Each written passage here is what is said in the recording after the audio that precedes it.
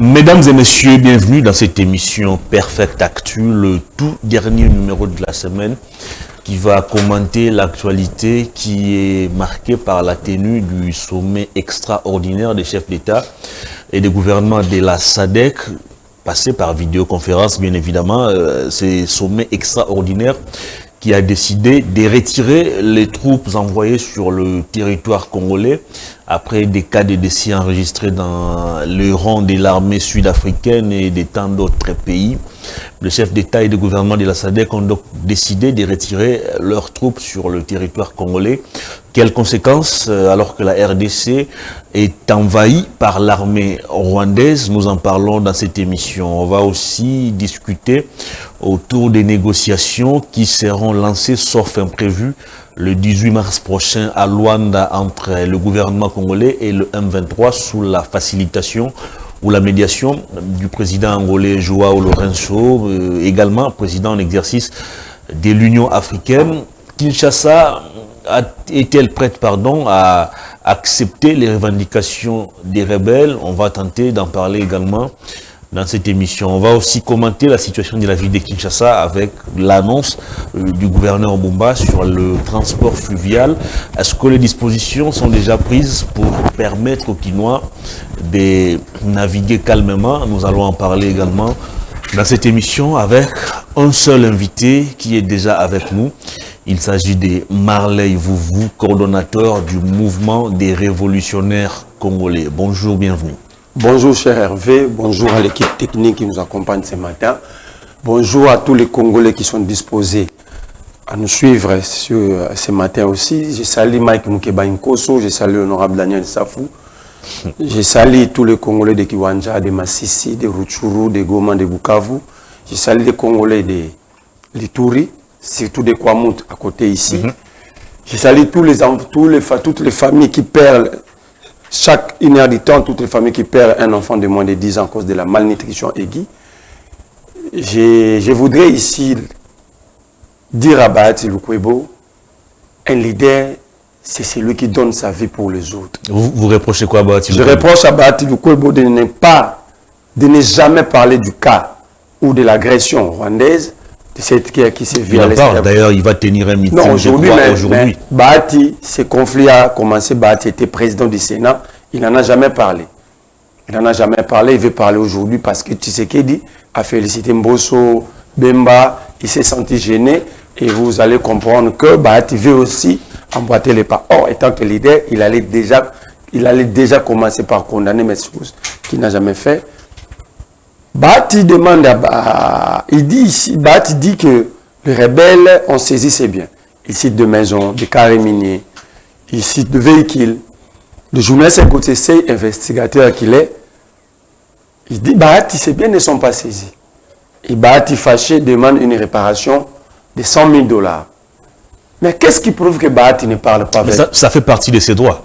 Il s'est senti lésé, il a saisi la justice comme tout citoyen congolais. Et il est dans les droits d'exiger que réparation soit faite. Entre Bahati et les citoyens qui ont vu leurs fils être violés, tués, enterrés vivants, Bahati devait porter la responsabilité de qui? De ces véhicules, entre toutes ces familles et les biens de Bahati. Et tant que Bahati, en étant deuxième vice-président du Sénat, ancien président du Sénat, étant leader d'opinion congolaise, Bahati devait défendre quoi? C'est bien ou la vie des Congolais. Bahati est soucié de ces bâtiments que de milliers de Congolais. Bahati n'a jamais parlé de 8000 morts à Goma. Sinon, vous me montrez les images. Bahati n'a jamais parlé lorsque Il tient un meeting aujourd'hui. Certainement, il va passer en revue cette situation. Il est fait parce qu'il n'a pas été félicité par Tshisekedi. Il vous l'a dit? Mais si ce n'est pas le cas, pourquoi il ne l'a pas fait depuis? Parce que les violences. Vous ne gérez pas son agenda, vous ne savez pas ce qui y est. Quand il s'agit de l'argent, l'agenda ne compte pas. Quand il s'agit de demander $100 000, l'agenda ne compte pas. Quand il faut défendre le Congo, il a un agenda caché. Il a un grand agenda. Non, il ne demande pas $100 000, il exige $100 000 parce qu'il s'est senti sali. Bahati pense, après avoir beaucoup pillé la République, parce que la République lui a tout donné, au retour, il n'a rien donné à la République. Vous détenez les preuves de vos allégations? Mais tout ce que Bahati a fait, quel travail dans sa vie pour être millionnaire? Qui nous parle de son parcours. Il a fait quel travail? Il gagnait combien pour aujourd'hui qu'il soit millionnaire? C'est la République. Alors lui, il a donné quoi à la République? Bahati, professeur, quand il regarde la République, il prend sa carrière, plus de 30 ans de carrière politique. Il regarde la République, il est joyeux. Il est dans la joie. Il dit avoir fait un grand travail. Mais qu'est-ce qui vous prouve que Bahati n'échange pas avec Nanga? Parce que le fils Bahati est beau-fils du propriétaire de l'hôtel Serena, où Nanga est logé à Goma. Ça veut dire le propriétaire, dans une certaine hypothèse, est en contact avec Nanga par rapport à son hôtel. Alors, est-ce que Bahati n'échange pas avec Nanga par l'intermédiaire du... C'est quoi le rapport? Nanga qui est logé à l'hôtel Serena. Je suis en train de réfléchir par absurde. Il séjourne là-bas comme client. Mais c'est ce que j'ai dit. Alors, est-ce que Bahati n'en profite pas? L'hôtel reçoit tout le monde. Mais justement, est-ce que Bahati n'en profite pas pour solliciter la sécurité de ses biens par le beau-père de son enfant? En passant par le beau-père de son enfant. On va pas s'attarder sur les sujets qui sont liés à la famille. Je voulais dire à Bahati, c'est 100 000 $, là, personne ne va vous les donner. Personne ne va vous les donner. Ce n'est pas que la République vous a tout donné et après vous voulez mettre vos mains dans nos poches. Vous n'aurez pas ces 100 000 $. C'est irréfléchi, c'est irrationnel et c'est escroc. Merci beaucoup. Allez, Gauthier, c'est Chiang, DG. Beaucoup de courage. On est là derrière vous. On va parler actualité. Vous étiez en train d'évoquer avant l'entame de cette émission la situation, le sommet extraordinaire de la SADC, les chefs d'État et de gouvernement, membres de cette organisation sous-régionale, ont décidé pratiquement à l'unanimité de retirer leurs troupes qui étaient envoyées ici en République démocratique du Congo, précisément plutôt à Goma ou au Nord Kivu, où se passent des histoires horribles. À ce jour, alors que la RDC n'a pas encore fini avec cette histoire d'occupation, alors que la RDC fait encore face à une agression, que les chefs d'État et de gouvernement de la SADC puissent décider de retirer leurs troupes, n'est-ce pas une manière de se désolidariser de la RDC? Ce pays, sous le régime Tshisekedi, est géré comme un marché pirate. Ah, maman n'a tout maradeno, coin na boutou, papa n'a tout. Ça dit par les imères. J'ai vu les gens chanter ici, Madame Thérèse Kaikwama, être vantée, crier. Vous ne pouvez pas bâtir votre diplomatie en achetant des sanctions. Vous faites quitter des millions de dollars ici pour aller acheter des sanctions. Des sanctions obtenues à l'ONU, à l'Union européenne, c'est acheter de millions de dollars quittent le pays, au lieu d'affecter ces millions de dollars dans les comptes de l'FARDC, ils ont préféré laisser les militaires dans cet état et acheter des sanctions. La diplomatie sans les armes, c'est comme si vous allez dans un concert sans instrument. Vous devez d'abord établir les rapports de Fox avant d'aller maintenant sur le terrain diplomatique. Et quand vous allez dans ce terrain, vous engagez ces combats diplomatiques, vous devez avoir un cahier de charges. Le Congo n'a pas un cahier de charges. Le Congo n'a pas un cahier de charges. Chaque émissaire du chef de l'État évoque cette question à sa manière. Quand vous écoutez le ministre de l'Offense nationale, Guy Modèle-Vita Churchill, le ministre de la Défense nationale. Il a offensé la République, c'est un tricheur. Il a triché devant nous tous ici. Moi, je me pose la question, qu'est-ce qu'il attend pour démissionner jusqu'au jour d'aujourd'hui? C'est-à-dire, nous sommes dirigés par des gens qui n'ont même pas le sens de l'honneur pour eux-mêmes. Quand vous écoutez le porte-parole de l'armée, vous écoutez le président, vous écoutez la ministre des Affaires étrangères, vous écoutez Patrick Mouyaya, vous avez l'impression qu'il n'y a pas une coordination au sein de l'exécutif national. Ils ne parlent pas le même langage? Ils ne parlent pas le même langage. Quand vous écoutez Jean-Pierre Bemba dit autre chose. Pour Jean-Pierre Bemba, il faut taper simplement sur Kabila. C'est le même discours tenu par le président de la République qui nous dit que l'AFC, le M23, c'est... Mais ça nous met en difficulté. En fait, le régime est esclave, s'est fait emprisonner, s'est fait prisonnier de leur propre narratif. Au départ, on nous disait que c'était une agression, c'était des terroristes. Ah, le pays est attaqué par des terroristes, on a eu peur, on va subir des attaquants, tout ça. Après, c'était devenu une agression, l'agression rwandaise. Le Rwanda agresse le Congo, le Rwanda agresse le Congo. Tantôt, ça changeait à une rébellion. Tantôt, à une opposition politique. Opposition armée. Opposition armée. Tantôt, c'est Kabila, tantôt, c'est Katumbi. Même les évêques ont été ciblés. Ça veut dire, on est incapable, quand vous ne connaissez pas votre adversaire, comment vous allez mener ces combats diplomatiques? Vous mettez même la communauté internationale, cette fameuse communauté en difficulté. Parce que si la communauté internationale décide de sanctionner Kabila, mais demain vous sortez une autre cadre, c'est Kagame. Donc vous demandez au Conseil de sécurité, aux États, à la communauté internationale de revoir leurs calculs. Après vous allez parler des évêques. Vous demandez à la même côté de changer leurs calculs. Tantôt c'est Katumbi. Cette fois-ci, ils ont créé quelque chose de nouveau. De 3 cas. Katumbi, Kagame, Kabila. Donc ça veut dire qu'il y a un problème. Si l'adversaire n'est pas connu, vous n'aurez pas le temps d'étudier l'adversaire et vous avez déjà perdu en avance. Mais là où nous sommes aujourd'hui, ça s'appelle isolement diplomatique. Le pays est de plus en plus isolé. Parce que dans le SADC, il y a 3 ou 2 pays partenaires fiables du Congo. Le dernier espoir du Congo, c'était l'Angola et l'Afrique du Sud. L'Angola, étant que médiateur, a refusé d'envoyer ses troupes. Tant que médiateur, il ne peut pas envoyer des troupes combattre. Il y aura conflit d'intérêt. Il y aura conflit d'intérêt. C'est l'Afrique qui avait le vent en poupe. Mais l'Afrique décide de retirer ses troupes. Et la SADC appuie. Donc, la SADC isole la République démocratique du Congo.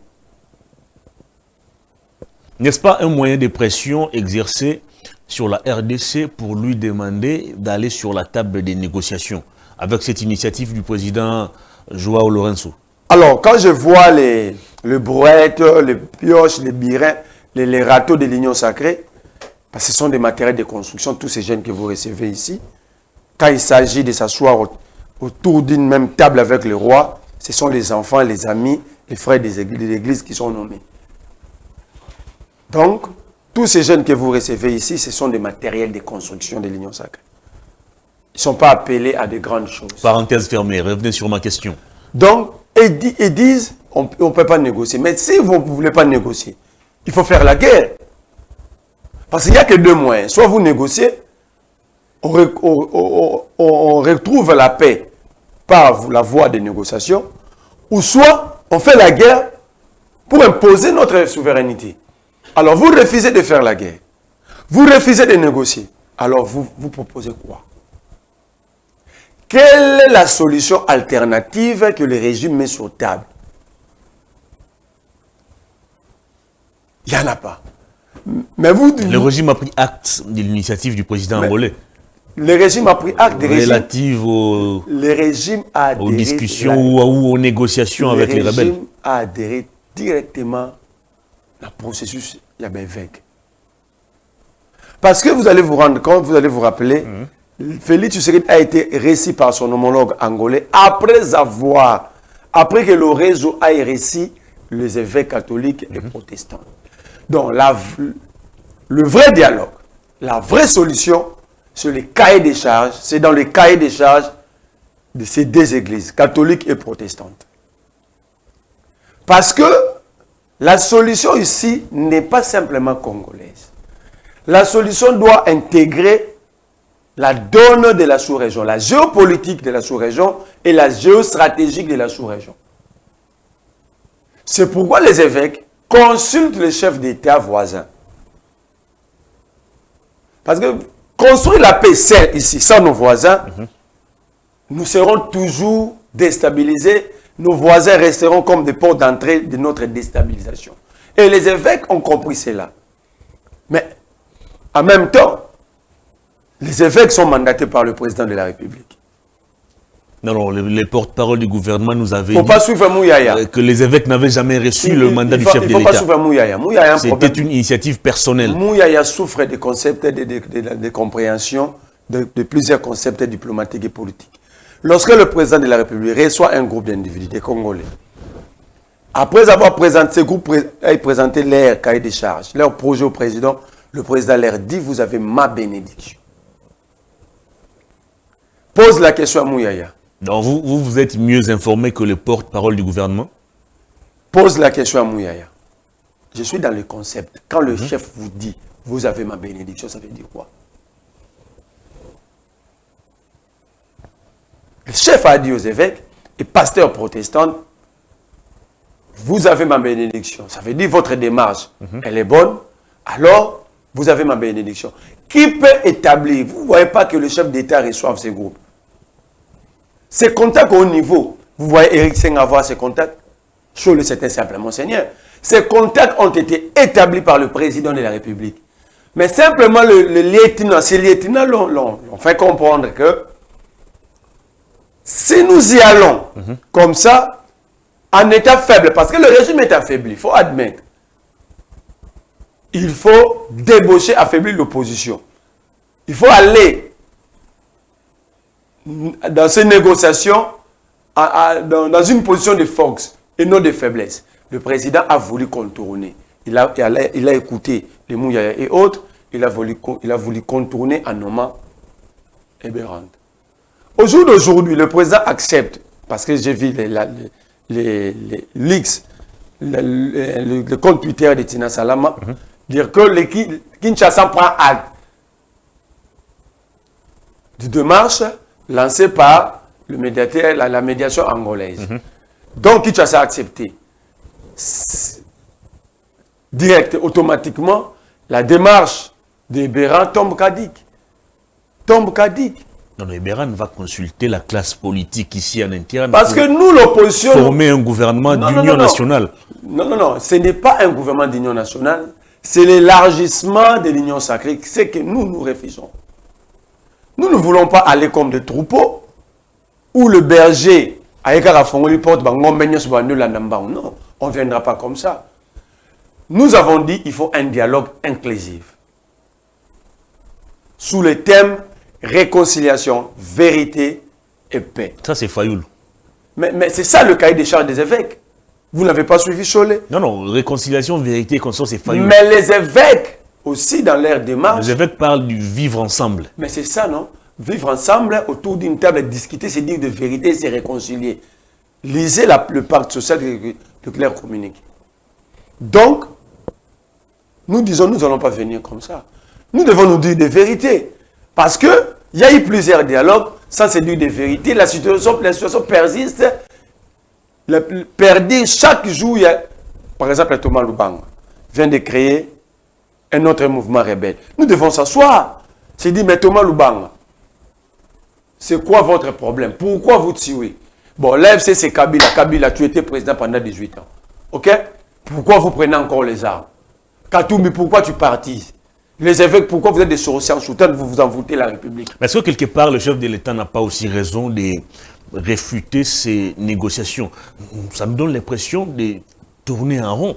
C'est un cercle vicieux. Si le président vous prenez les armes, on se retrouve sur la table des négociations, demain ou après demain, vous réintégrez les institutions. Moi, je suis d'accord que le président... C'est le même schéma. Que le président puisse... Mais comment trouver une solution durable face à ces problèmes? Moi, je suis d'accord avec la position du président de ne pas négocier. Mais c'est quoi la solution alternative? Nous sommes devant une crise multidimensionnelle, mais prenons une seule, la crise sécuritaire. Parce que sans la sécurité, on ne peut pas résoudre d'autres crises. Ok? Bon, cette crise sécuritaire, si on ne négocie pas pour établir la paix, on doit faire usage des forces dans de la guerre. Alors, on refuse de déclarer la guerre. On refuse d'utiliser tous les moyens militaires afin de rétablir la paix. Alors, quelle est la solution alternative? Parce qu'ici, il n'y a que des alternatives, des solutions. Il y a la négociation, il y a la guerre. Mais vous refutez les deux. Quelle est maintenant la solution alternative? Les gens vont continuer de mourir jusqu'à quand? On va violer nos mamans. On va piller la République jusqu'à quand? Parce que vous êtes encore capricier. Vous voulez ni négocier ni faire la guerre. Mais vous êtes culotté de venir donner des chiffres des morts. 8 000 morts, 7 000 morts, 4 000 morts dans les cas Sayo. 400 morts dans les cas Sayo. Il y a eu des fausses communes. Mais c'est quoi la solution? Est-ce que nous sommes un État affaibli, un État qui pleure à tous les niveaux, ou un État qui sait faire valoir ses droits et sa souveraineté? Nous devons décider de notre sort. Notre sort est assis sur deux plans. Les négociations ou la guerre. Alors nous devons prendre le courage de décider. Soit on négocie, soit on fait la guerre. Mais réfuter toutes les deux propositions sans rien proposer comme solution intermédiaire. Alors moi je me pose la question, est-ce que nous sommes gouvernés par des gens sérieux? Alors l'autre problème, c'est aussi le flou qui est entretenu pratiquement par l'initiative du président angolais. Le processus de Luanda mettait autour d'une table Kinshasa et Kigali. C'était des dialogues directs entre Félix Tshisekedi et Paul Kagame, accusés comme agresseurs ou parrains de l'agression rwandaise. Alors maintenant qu'on a décidé d'élargir le champ jusqu'au niveau des rebelles, est-ce Joao Lourenço qui a décidé de fusionner à lui seul le processus de Luanda et de Nairobi, s'agissant que pour les comptes du processus de Nairobi, c'était d'autres médiateurs? Comment ça va se passer? Mais il faut suivre la dernière réunion SADC et EAC à Dar es Salaam. C'était déjà les choses, ils avaient déjà bouleversé les choses. Ils ont tous demandé à Kinshasa de négocier directement avec le problème. Donc pour eux, Kagame ne vient qu'à l'appui. Mais le vrai problème, c'est le problème entre Congolais, dans les M23. Les M23, AFC de Corneille Nantes. Ils ont demandé à Kinshasa de négocier directement. Même quand vous avez suivi la dernière sortie médiatique sur Jeune Afrique du président angolais, il a dit, depuis le début, il lui demandait à Tshisekedi de négocier avec l'AFC de M23 pour éviter que nous arrivions là où nous sommes aujourd'hui. Il lui a donné les exemples de l'Afrique du Sud pour sortir de l'apartheid, de Mozambique, de l'Angola même. Pour Kinshasa, c'était Kagame le problème, ce n'était pas Nanga et consort. Non, Kinshasa ne sait pas si c'est Kagame, si c'est Kabila, si c'est Nanga. Kinshasa n'arrive pas à identifier le problème. Quand le président de la République parle de Kabila, c'est Kabila, c'est Kagame? C'est-à-dire au niveau international, c'est Kagame, mais en interne, il y a Kabila, il y a Nanga. Non, ça veut dire que ce n'est pas comme ça que les choses devaient se passer. On devait identifier l'ennemi directement et travailler contre lui, travailler directement sur l'ennemi. Ne pas changer. L'ennemi a été identifié. L'ennemi n'est pas identifié. Des sanctions même la nature. Des sanctions pleuvent à ce jour sur lui. Même la nature. Et son régime. Même la nature du groupe qui nous fait la guerre n'est pas identifiée. Tantôt c'est un groupe terroriste, tantôt l'opposition armée, tantôt une rébellion. Donc Kinshasa a des difficultés à identifier, même de définir même la nature du groupe qui nous fait la guerre. Si vous posez la question à Tshisekedi, nous sommes agressés ou il y a une opposition armée, ou c'est un groupe terroriste. Alors, le 18 mars, sauf imprévu, les négociations vont démarrer à Luanda et Kinshasa martèle sur l'application de la résolution 2273, je pense. Mais 2773. Voilà, 2773.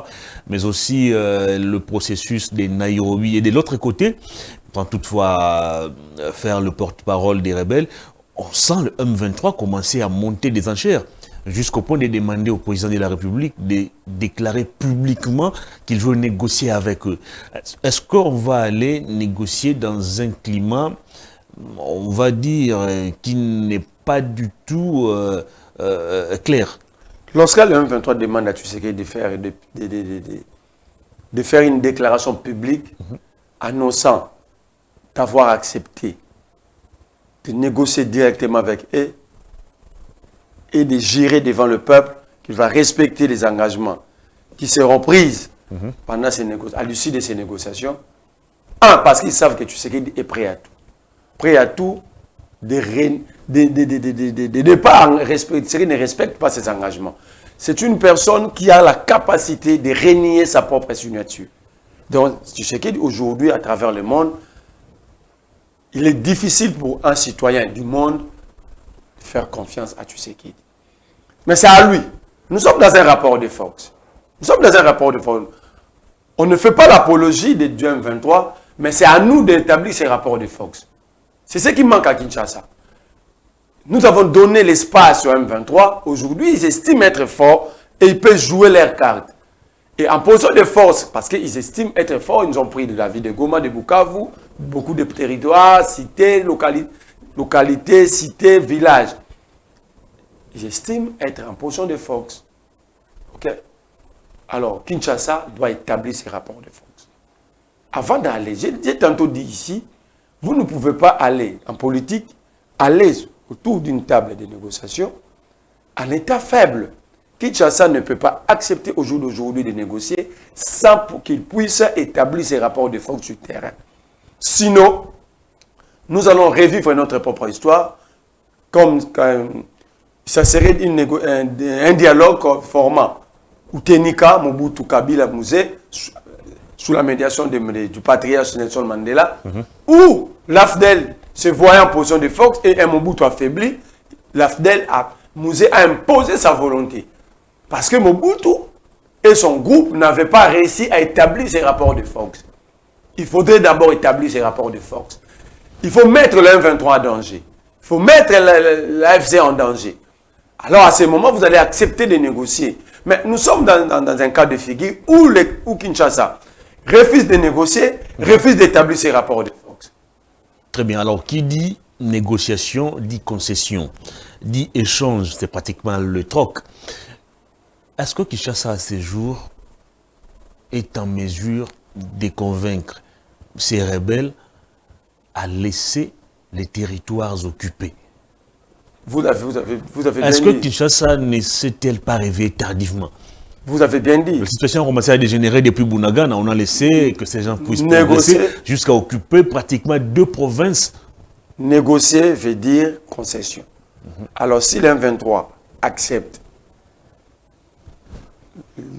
la démarche de Kinshasa de se retirer, eux aussi vont dire au retour, vous nous donnez quoi?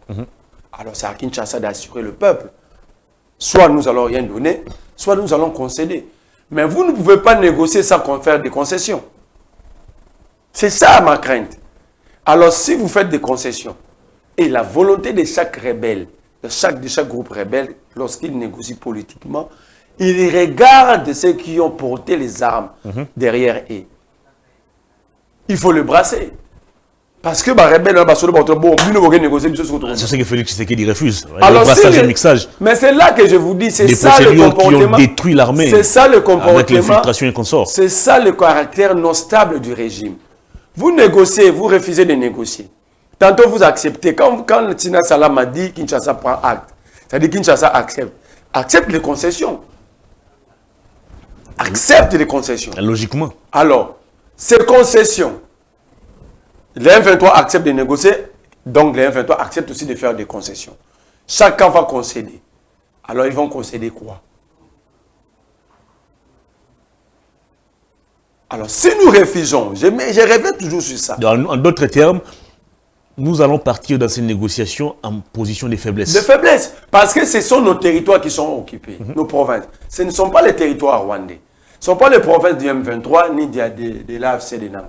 Ce sont les provinces sous la responsabilité de Kinshasa qui est occupée. Alors Kinshasa va dans une position de faiblesse.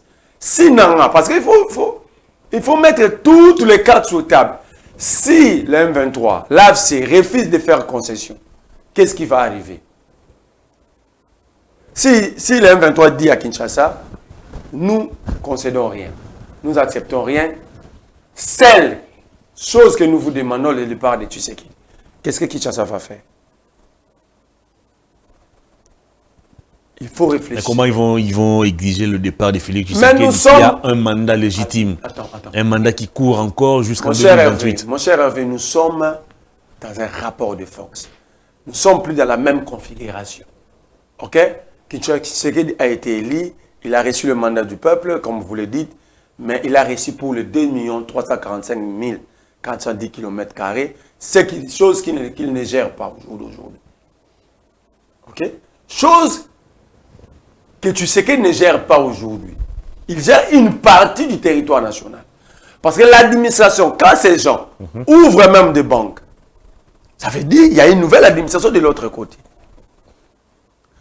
À d'autres termes, nous subissons déjà la balkanisation économique et administrative de notre pays. Il y a une administration, il y a des banques, il y a tout là-bas. Il y a des nouveaux gouverneurs non nommés par Kinshasa. Alors nous sommes dans ce format, nous sommes dans ces rapports de Fox.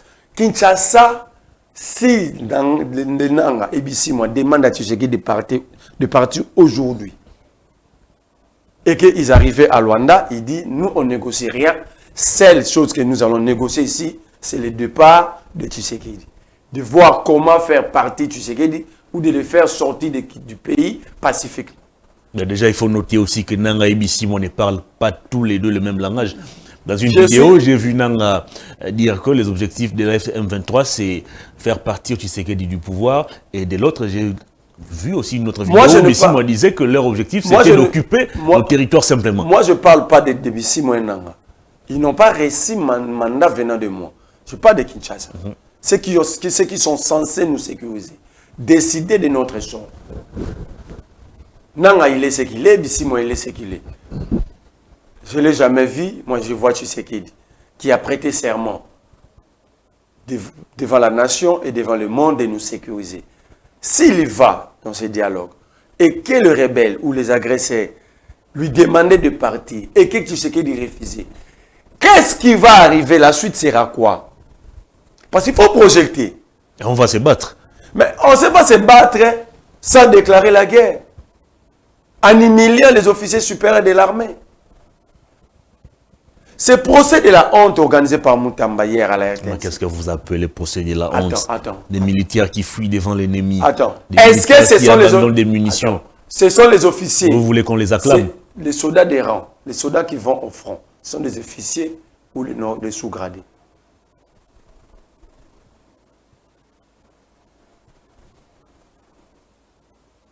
Donc, un jour, nous aurons des procès contre les magistrats qui ont fui la vie de Bukavu et de Goma. Mais ceux qui ont bouffé, ceux qui ont pillé, détourné l'argent destiné à l'armée seront jugés quand?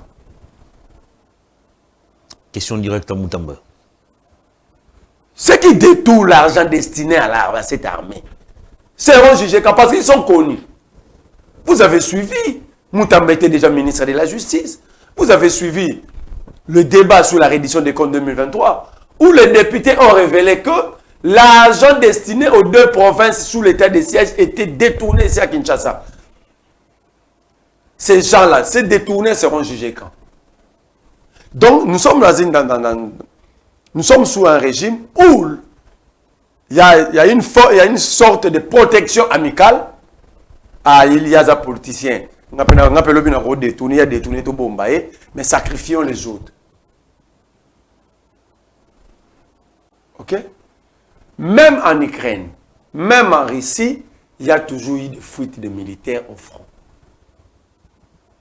À ce moment-ci, il n'y a pas question de juger des militaires. Il faut plutôt leur motiver. Trouver le meilleur moyen de leur dire, vous avez prêté serment sous les drapeaux, des services sous les drapeaux, vous devez retourner. Très bien. Mais les humilier, les juger, de hauts gradés, des généraux, des techniciens de guerre, vous les humiliez, ceux qui sont restés, ils vont dire, oh, un jour nous allons subir le même sort. Mais le gouverneur du Sud Kivu a aussi fui. Mais il est reçu par le président. Pourquoi il n'est pas jugé? Il a fui sur une moto. Il est reçu par le président. Il n'est pas militaire. Il représentait le président de la République. Il ne se bat pas au front. Les généraux se battent au front.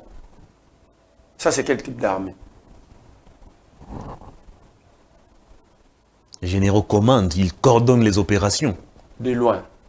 Sinon, un jour, il faut juger aussi les chefs d'état-major général qui devait se retrouver là-bas. Très bien. Ça veut dire, ce genre de gestion spectaculaire, populiste, théâtrale, c'est ce qui affaiblit l'État. C'est ce qui fragmente la société à tous les niveaux. Nous ne sommes pas rationnels. Nous ne voulons pas réfléchir, nous voulons faire plaisir à un individu. Dire que moi, je suis prêt à vous servir à tous les niveaux et à humilier les autres. Et quand vous voyez le procès tel qu'organisé, vous entrez dans le compte Twitter du ministre. Le ministre a déjà condamné ces généraux. Comme c'était le cas pendant le procès avec le Koulouna. Le ministre dit, nous allons juger 4 Koulouna Lemba et ils seront condamnés à mort. Bon, il nous habitue à des sorties médiatiques. Donc, en fait, quand moi je regarde Moutamba, je me dis, il est bon pour faire il est là pour faire le bon musée du gouvernement. On va évoluer. Il est là pour gérer le ministère. Non, il ne gère pas. On ne gère pas la chose publique en faisant le populisme.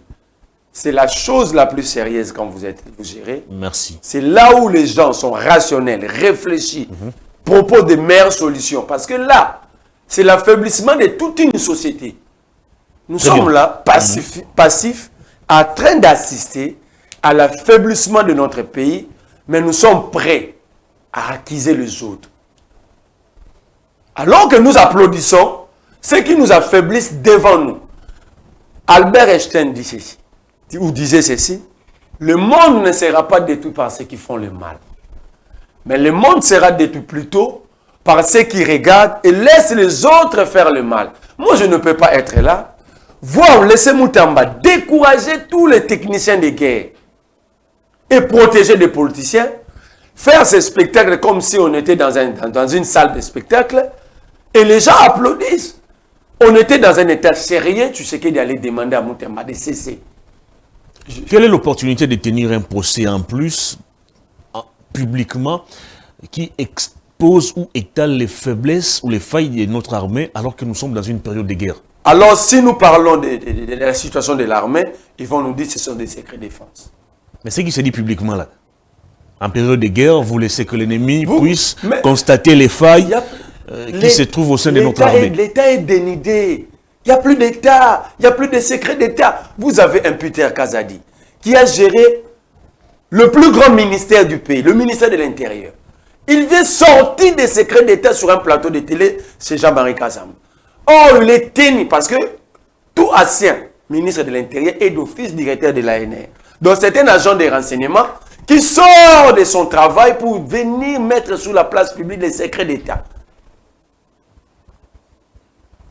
Moutamba prend le militaire, des hauts gradés qui ont des secrets d'État. Parce que si ces gens, si ces généraux développaient l'instinct de survie, à 10 ans, nous sommes déjà là, on n'a plus rien à perdre, on met tout sur la place publique. Moutamba dira quoi? Mais est-ce que la première ministre au niveau du gouvernement ne peut-elle pas rectifier aussi certains tirs de Moutamba? Est-ce que cette dame a un leadership? Si le président n'a pas de leadership, comment la première ministre peut en avoir?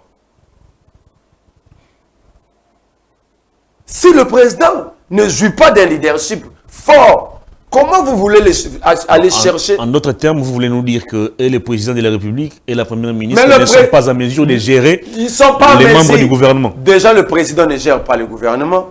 La première ministre, déjà le président ne gère pas l'exécutif. La première ministre ne gère pas le gouvernement. Sinon, les deux allaient déjà piner Moutamba. La première ministre, autrefois, elle avait demandé à Moutamba de cesser ses communications des réseaux sociaux. Vous vous souvenez dans une réunion de conseil de président, est-ce que Moutamba a tempéré? Parce que Moutamba, il n'y a pas de leadership. Il n'y a pas de leadership. Vous avez vu les spectacles que les deux ont livrés devant la jeunesse. Des tirs croisés. Devant la jeunesse. La jeunesse qui devait apprendre d'eux, et ils ont décidé de livrer un spectacle désolant, humiliant, devant la même jeunesse. Alors, nous parlons de quoi? L'autre fois, Moutamba, toujours, dans ces spectacles, il a organisé le procès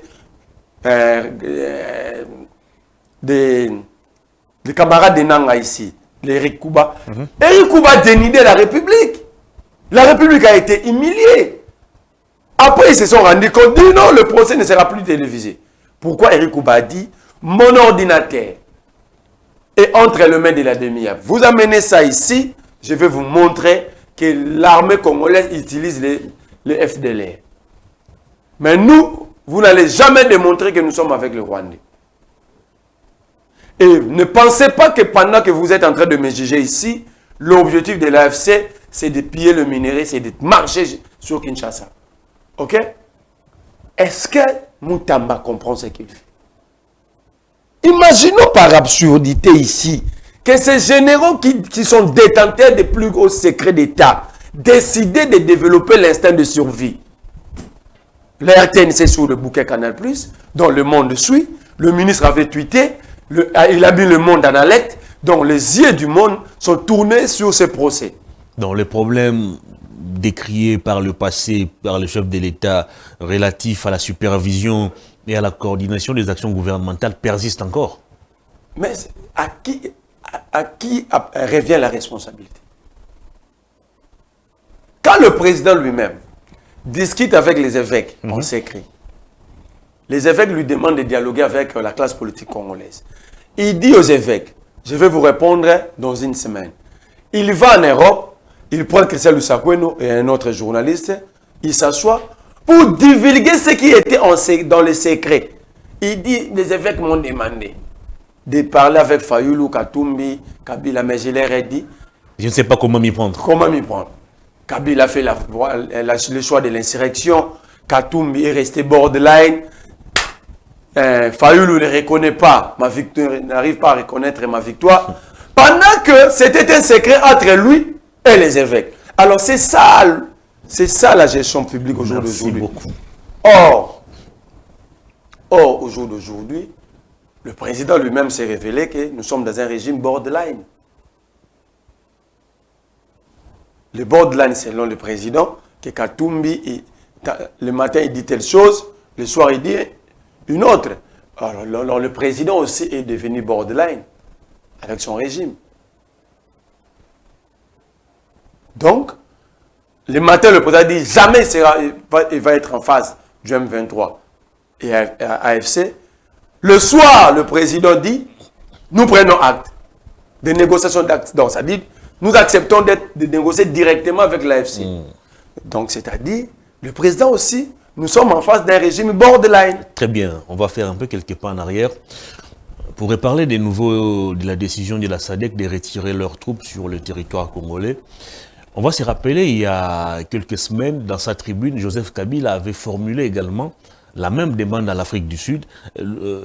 Pour Joseph Kabila, il n'était pas question pour l'Afrique du Sud d'envoyer ses troupes sur le territoire congolais parce que d'après lui, l'actuel régime a instauré la répression, la dictature et consorts en mode de gestion. Et l'Afrique du Sud, comme un pays qui respire la démocratie, ne pouvait pas coopérer avec la RDC. Et à ce jour, sa demande a été exaucée ou vient d'être exaucée.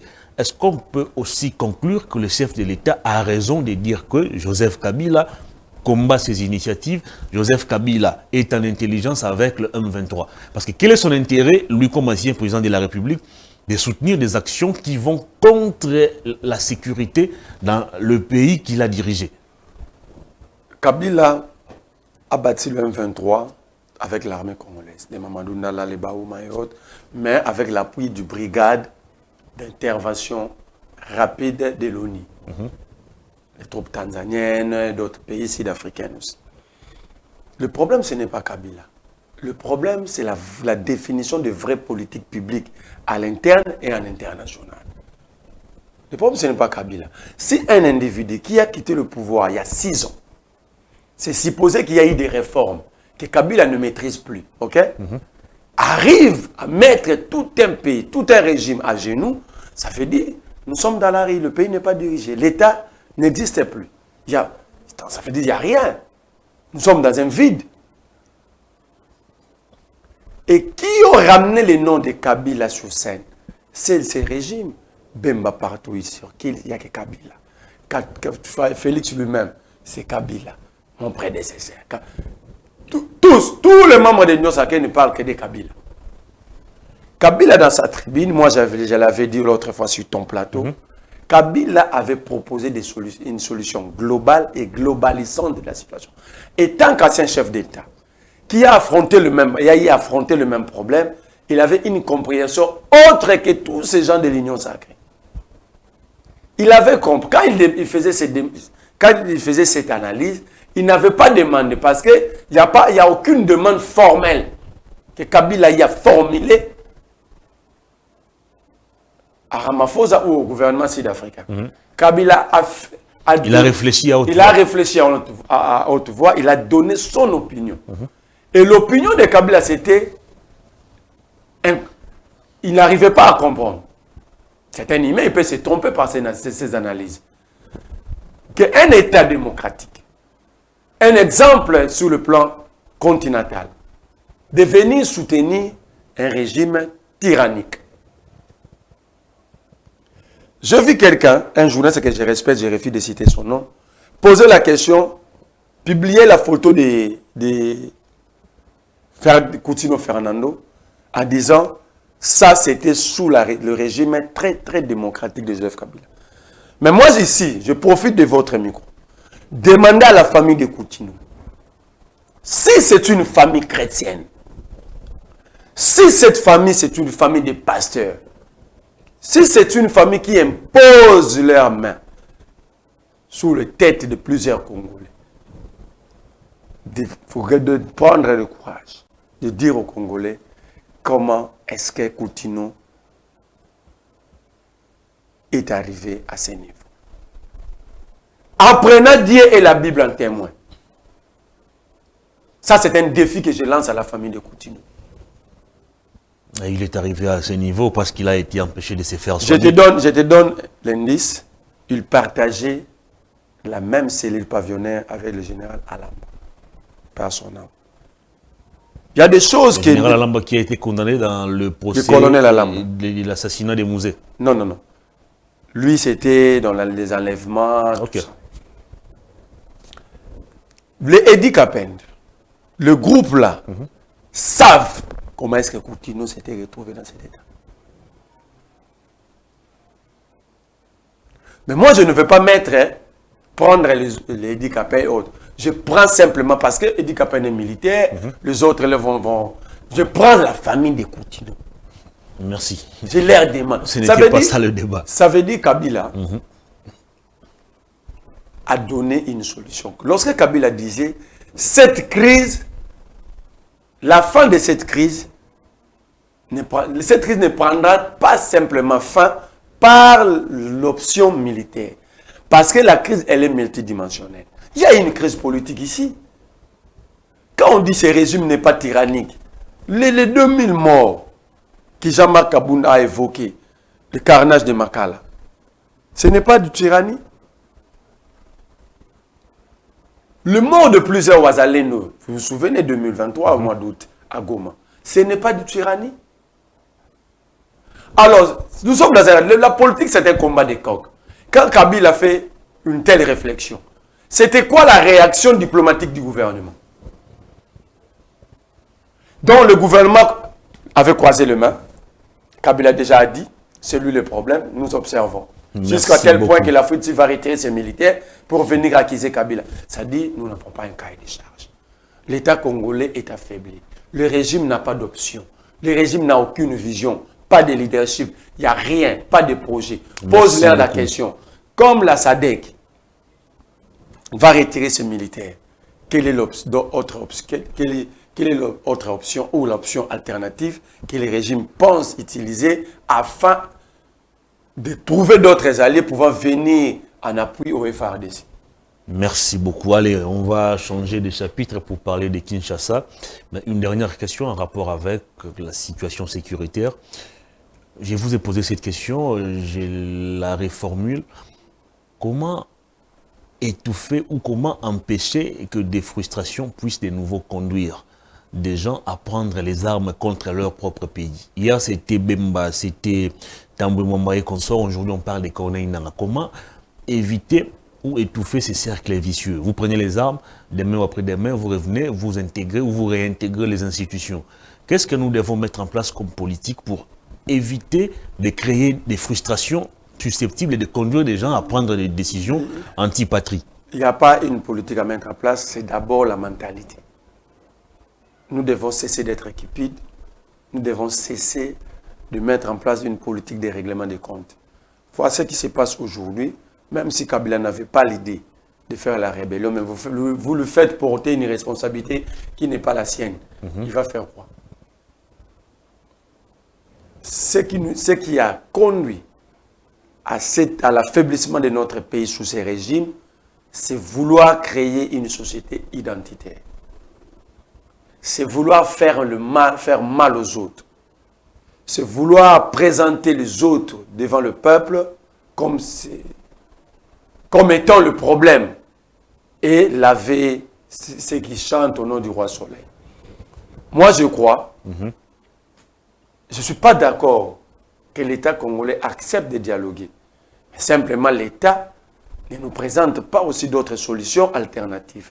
Pourquoi je l'ai dit? Nous devons imposer notre souveraineté. Et parmi les meilleurs piliers de la souveraineté, il y a la sécurité et la défense. Nous devons organiser notre armée, notre système de défense, notre système de sécurité pour ne pouvant plus permettre d'autres Congolais, frustrés soient-ils, de prendre les armes contre son propre pays. Merci beaucoup. Mais surtout, nous devons, nous politiques, nous qui aspirons à gérer demain, nous devons éviter de fragmenter notre société à créer des frustrations inutiles. De créer une société identitaire, de créer une société basée sur le règlement des comptes. Plutôt, nous devons créer une société où le pardon, si pas le pardon, la justice va être notre maître, notre guide. Très bien. Parce que si nous baptisons une bonne administration de la justice, chacun répondra de ses actes et ça va nous éviter ces genres d'escalade. Parce que négocier encore, c'est cristalliser la prise d'armes. Parce que tout Congolais va dire, vous voyez aujourd'hui Thomas Lubanga prend encore les armes, condamné à 20 ans de prison par la CPI, il a fini sa prison, il reprend encore. Il est venu d'ailleurs épuiser sa peine ici. Ici à Makala. J'étais avec lui en prison. Il est sorti d'ailleurs avant moi. Et il reprend les armes. Il reprend les armes. Parce que... il en a fait pratiquement tout un métier. Il estime que c'est par cette voie qui sera entendu. Que Kinshasa va prêter oreille à ces revendications. Alors que nous avons tous dit après Sun City, aucun Congolais a le droit de faire aboutir ces revendications par le voie des armes. Quelle que soit la nature de ces revendications ne peuvent pas être... ne peut pas trouver solution que par le voie des armes. Merci beaucoup. Le Congo a été créé par l'arbre à palabre. Nous devons promouvoir les échanges pacifiques afin de répondre à nos déségratias et à nos problèmes. Merci beaucoup, cher Marley. On va parler de la ville de Kinshasa.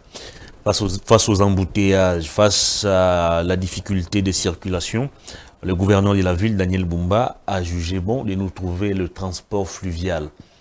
Au lieu de nous amasser, au lieu de nous entasser dans des bus, dans des arrêts de bus, le gouverneur a jugé bon de nous ramener ici, on appelle ça comment? Bateau, les taxis-bateaux. Les taxis-bateaux, je crois. Est-ce une solution palliative aux embouteillages? Quel est le bien fondé de ces moyens de transport? Je suis d'accord avec Daniel Bumba parce que moi-même, je prône la diversification des moyens de transport. Parce qu'en réalité, dans des grandes villes, on n'utilise que les transports de masse. Les trains, le métro, les taxis-bateaux.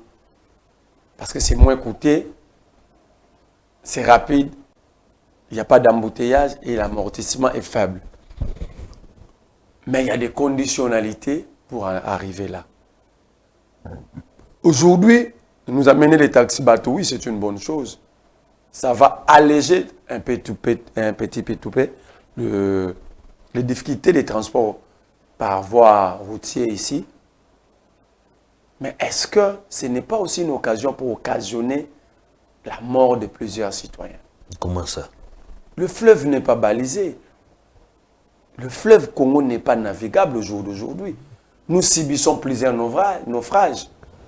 Est-ce qu'on subit des naufrages parce que le fleuve n'est pas navigable ou parce que les équipements qui transportent les Congolais ne sont pas en... C'est un autre problème. Le débat à l'Assemblée nationale sur la diversification des moyens de transport, l'Assemblée nationale avait demandé 89 millions de dollars au gouvernement pour baliser le fleuve Congo, pouvant permettre aux Congolais, à l'État, de récupérer 14 000 kilomètres de routes navigables. Je parle de routes fluviales. Donc, amener les taxis-bateaux au jour d'aujourd'hui, sans baliser le fleuve Congo, c'est occasionner de morts des Quinois et Quinoises. C'est une bonne idée, mais il fallait commencer d'abord par baliser. Allez devant le fleuve ici. Vous allez voir que le fleuve n'est pas navigable. Il y a des troncs d'arbres, il y a le moellon. Il faut baliser, récupérer les 14 000 kilomètres de voies navigables, après mettre les taxis-bateaux. Mais mettre les taxis-bateaux avant le balisage du fleuve Congo, je vous dis, cher ami Hervé, nous allons compter des morts. Oui, il y a un problème de qualité des baleinières, des bateaux, des baleinières, de tout ce qui va pour la navigation. Mais aussi, le plus grand problème, c'est le balisage. On doit baliser le fleuve. Il y a eu un expert invité par l'Assemblée nationale qui l'a évoqué. Il a dit, on a le moyen d'utiliser les taxis-bateaux, mais la condition principale, c'est d'abord le balisage du fleuve. C'est comme si on est dans une ville érosive, mais on se précipite d'aller acheter des véhicules. Au finish, nous allons compter que des morts. Donc c'est une bonne idée, on ne peut pas dire que c'est une mauvaise idée. La diversification du moyen de transport, c'est la solution. Moi je l'ai dit, c'est la solution pour pallier aux embouteillages et aux multiples problèmes liés au transport. Mais on ne peut pas résoudre un problème en créant d'autres. Que le gouverneur revoie ses études de faisabilité, de commencer par le balisage et après. Mais en même temps, cher Hervé, ils ont misé 23 millions sur les têtes des individus ici. Il faut arrêter Péro, Merveille Baelengue. 4 millions. Je vous dis la totalité. Ça fait 23 millions de dollars. Il y a plus. C'est une longue liste. Est-ce que c'est de l'argent... Alors, est-ce que c'est de l'argent déjà budgétisé et prêt à être décaissé? Non. Ou c'est juste une communication cosmétique de Moutamba? Je ne vais pas aller. Parce que Moutamba fait par moment du cosmétique. Je ne vais pas aller dans ce sens. 23 millions représentent 23 km de route. OK? 23 000 km de route. 23 km, pas 23 000. OK. Si on prend les standards, mais avec le type de route que nous construisons aujourd'hui à béton, c'est encore moins, ça peut nous donner 40, 45 km de route. Parce que les routes à béton, ça coûte moins cher. L'avenue Itaga, de Barumbu jusqu'aux avenues du 24 novembre, ça fait 3 km et demi. Donc c'est 3 millions et demi. Si on prend les routes asphaltées en goudron, mais béton, c'est moins de 3 millions, c'est 1 million et demi, 1 million 800. L'avenue Kassai, c'est 3 km. L'avenue Kassai, c'est 1 km 500. L'avenue Kabinda, c'est 3 km. Nyangwe, c'est 1 km. Kalemelembe, c'est 1 km. Itaga, j'ai déjà cité. Bokassa, c'est 2 km. Flambeau, c'est moins d'1 km.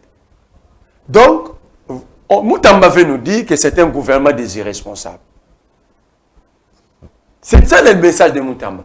Nous avons l'argent pour blaguer avec, mais on n'a pas l'argent pour trouver des solutions aux problèmes, aux multiples problèmes qui frappent la population. Ce n'est pas du cosmétique, c'est tout un message. Voici comment nous gérons. Nous gérons d'une manière désordonnée, désarticulée. On n'a pas de priorité, on ne connaît pas le problème des Congolais, nous sommes spectaculaires dans le spectacle. C'est le message. Alors, un gouvernement comme ça, vous nous demandez de s'associer par la voie du processus déclenché par Ebéran Kolongele. comment nous pouvons nous aller à s'associer à ça, avec ce genre de personnes? Donc, demain, vous allez voir un gars rationnel comme Alain Bolonjoa s'asseoir autour d'une même table avec Moutamba et porter la responsabilité des comédies de Moutamba. Mais saluer quand même la volonté des Bumba de réhabiliter toutes les avenues détruites à Kinshasa. Il y a des travaux qui sont lancés un peu partout. Sur Lukusa, sur Colonel Ebeya, sur Tombalbaï. Chez toi, à Lingwala, j'ai vu également des travaux sur l'avenue Bassankous. Saluer quand même. Cette avenue-là représente quoi? C'est une avenue de moins de 300 mètres. L'avenue commence à Mouchi pour chuter sur 24 novembre. Quand vous faites face au problème d'embouteillage, là, le désengorgement ne passe pas par des petites avenues de 200 mètres. Le désengorgement passe par des routes transcommunales. Quand vous prenez l'avenue Itaga, qui quitte la commune de Barumbu, traverse la commune de Kinshasa, prend la commune de Lingwala pour chuter sur 24 novembre, en face de l'avenue Itaga, il y a l'avenue où il y a la société Renapi, une grande avenue qu'on peut prolonger pour chuter jusqu'aux avenues de haut commandement. Vous désengorgez 4 communes directement. Quand vous prenez l'avenue Kabinda, quittant Barumbu jusqu'à la commune de la Gombe, vous apprenez l'avenue Kabambare, quittant la commune de Barumbu, passant par l'avenue Nyangwe sur Lingwala, directement en face du prince de Liège. Alors, allez nous construire. J'ai vu, il est en train de construire une avenue ici. Cette avenue qui va jusqu'à Lukusa. Non, jusqu'au niveau des ronds-points Forescom. C'est même pas 100 mètres. Il y aura quel désengorgement? Il y a un problème de priorité.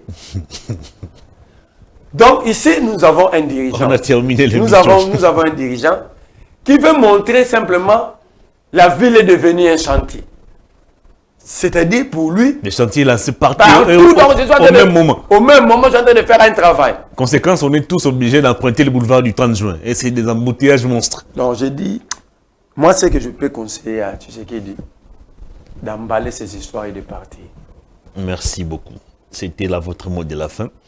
C'était un plaisir de vous recevoir sur ce plateau. Plaisir partagé. Dites à Prince Kinana de changer de méthode. Il est encore jeune, il doit se comporter comme un jeune. Je préfère le dire publiquement. Il sait le pourquoi. Est-ce qu'il fallait le dire ici? Je préfère le dire publiquement.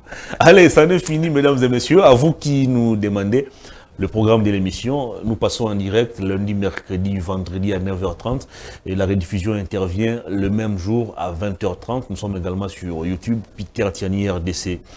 Cette émission est terminée. Un grand merci à vous de l'avoir suivi. Merci à toute l'équipe technique. Je vous retrouve lundi à 9h30 avec d'autres invités, mais avec toujours le même plaisir. Au revoir.